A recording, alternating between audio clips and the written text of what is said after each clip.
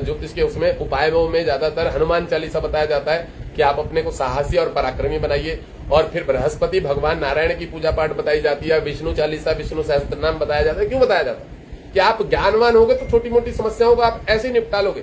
भले ही आपका गुरु खराब है, पर आप ज्ञानवान हो जाओगे ना, अगर गुरु से जुड़े रहोगे उनसे, तो आपके ऊपर आध्यात्मिक देवी देवताओं का आशीर्वाद, अपने पितरों का आशीर्वाद ऑटोमेटिकली मिल जाएगा। समझ में आया चीज को? वो ऑटोमेटिकली मिल जाएगा, क्योंकि आप गुरु से संबंधित चीजों को, क्रियाकलाप को रोज कर रहे हो। और जो भी हम क्रियाकलाप करते हैं उसका फल बनता है हमारे पास। प्रकृति तो फल बनाने के लिए रेडी है। वायु, अग्नि, जल तत्व है ना। अगर मुंह से मैं शब्द भी बोल रहा हूं तो कुछ ना कुछ निकल रहा है, समझ रहे हो?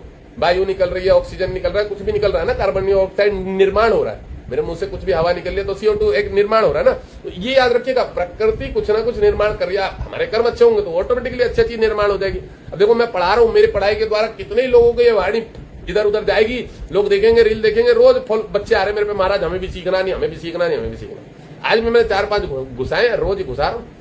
तो ये याद रखना कि कोई भी कर्म होता है, मनसा वाचा कर्मणा सबसे निर्माण हो। चीजें तो सबसे प्रैक्टिकली बनती है। इस बात को हमेशा याद रखना है कि कोई कर्म ऐसे हो हमारे, और अगर कोई ग्रह हमारा डिस्टर्ब है तो उसको हमें मेंटेन कैसा करना है।